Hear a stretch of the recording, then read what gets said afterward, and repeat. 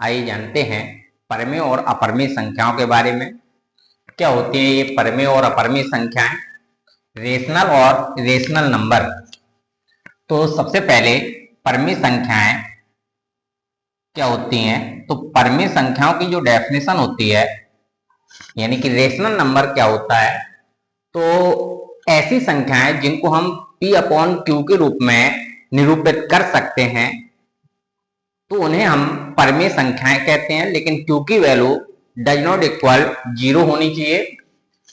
वे संख्याएं जिनको हम P बाई Q के रूप में निरूपित कर सकते हैं, लेकिन Q की वैल्यू 0 नहीं होनी चाहिए।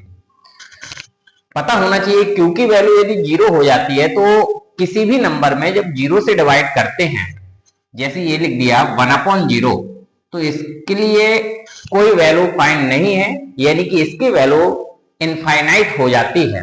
और जो इनफाइनाइट वैल्यू है, यानी कि Q 0 रखने पर आ रहा है, यदि हम Q की वैल्यू 0 पुट करते हैं तो वो इनफाइनाइट हो जाता है। इसलिए यहाँ पर Q की वैल्यू 0 नहीं होनी चाहिए, क्योंकि यदि 0 हो रही है तो वो तुम्हारी परमेय संख्या नहीं रहेगी।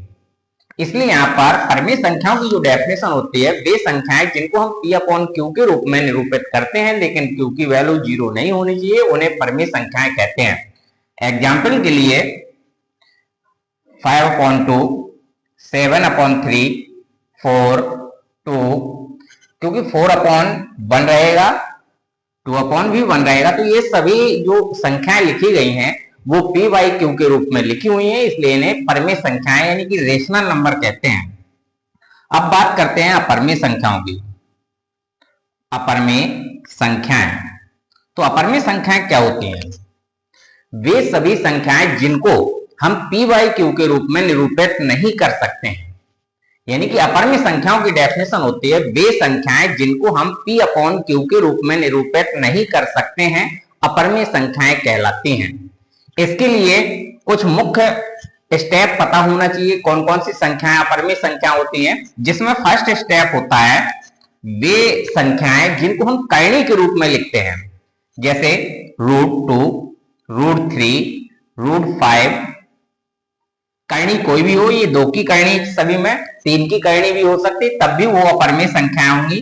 तो ये सभी जो कर्णियों के रूप में लिखी जाएंगी उन्हें हम अपरमेय संख्या कहेंगे। लेकिन √1 और √4 नहीं होगा, न √9 होगा, ना ही √16 होगा, क्योंकि इन सभी की वैल्यू जैसे लिखा है √1, तो इसकी वैल्यू 1 होगी, इस पर कोई कर्णी ही नहीं है। √4 लिखा होगा तो इसकी वैल्यू 2 हो जाएगी, तो ये भी तुम्हारी अपरमेय संख्या